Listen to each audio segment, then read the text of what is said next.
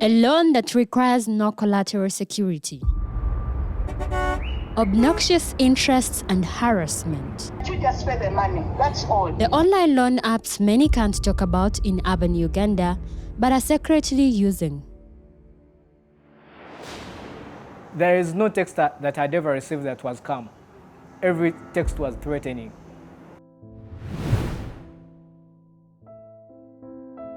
This is Kampala. Beautiful and tall buildings, thriving businesses, and a populace that wakes up to mind their own business. Many working adults walking these streets every day seem to have it all figured out. But unfortunately, no. The standards of living are on a rise. Commodity prices are hiking, and the employment space is shrinking every day. This is Davis Nganzi, a journalist and a social media influencer, trying to make ends meet in a difficult economy. It's emotional. Sometimes you feel like you're about to lose it. Davis Nganzi has, however, discovered a simple way to borrow money online. These are not any pyramid schemes, but platforms that lend money and require no collateral. These are companies that really cannot explain their genesis. Like it's all more of cheating. And when you get to give them a break, and you don't pick their calls, you don't follow their pressure, you get to realize they have nothing on you.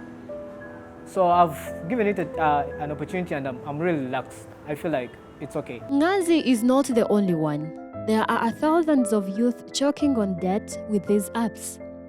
They spend their days receiving threats. Texts that are coming through, the SMSs that are coming through, and it's really threatening. Sometimes it becomes hard because if you were dealing with one person, it would have been easy because you reach a time and maybe you agree on something.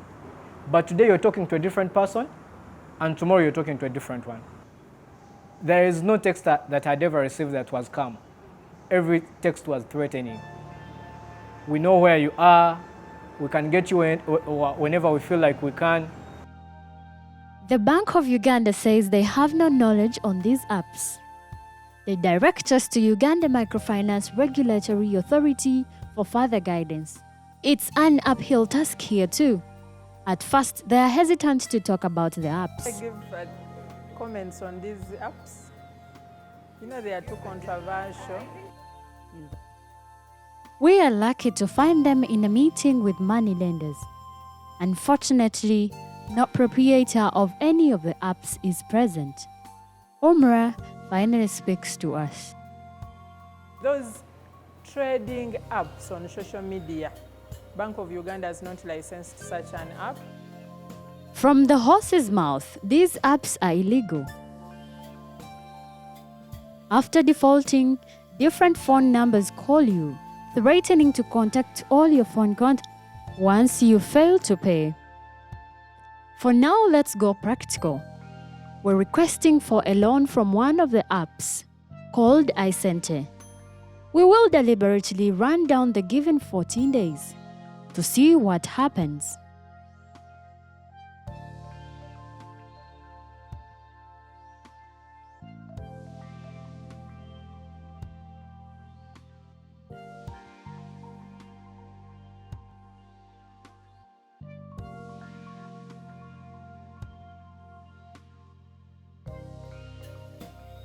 There are very many people who have been calling you for several times. And there is even a comment where you say that I will pay next week. And the next week elapsed without even paying any partial payment.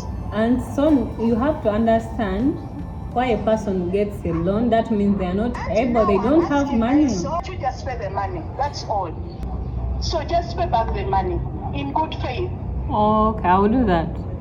We talked to a former employee of one of these apps. For security reasons, we hide his face. Let's name him Geoffrey. Geoffrey will try to paint a picture for us on what goes on in there. There is nothing like physical interaction with clients. meaning that you're engaging yourself in a nature of transaction where you can't be able, to interface with the person that is lending you, with the person who is giving you out the money, meaning that you're creating a big space for exploitation yourself. First of all, you agree to get into that business through persuasive adverts. There is that kind of persuasive language on those social sites. Yourself, you find you're attracted, and that's why they don't access people why they don't allow people to access their premises. They work on a number of people, very many people, meaning that if you are to handle them, physically, you can't deal with that, you can't deal with that big number. Because on a daily basis, they work on about 3,000 people. We can't do much beyond this. As we back off one last stop, let's talk to a commercial lawyer. There is no specific rate that is in place. So at the end of the day, because people are free to get into dealings with each other, we have the money lender who is giving out the money and me who comes as the borrower. So there seems to be a pace that is set by the borrower who sets the rates. So different lenders will set their different rates because you are more like at the mercy of the lender, you as a borrower of the money. So you will find that there is no specific law that regulates the rates. But what happens is that when the rates are high, then someone who is the borrower can complain to courts.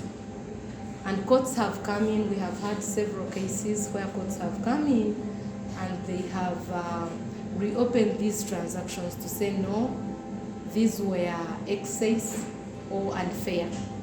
So as it is, you'll not find that these regulators, like the law that I stated, is saying it is this percentage. It is not there. By press time, the authorities still say these apps are illegal. But surprisingly, they are still operational. There is something fishy. If the authorities still say these apps are illegal, why are they not stopped or apprehended? We shall get to the bottom of that in our next episode.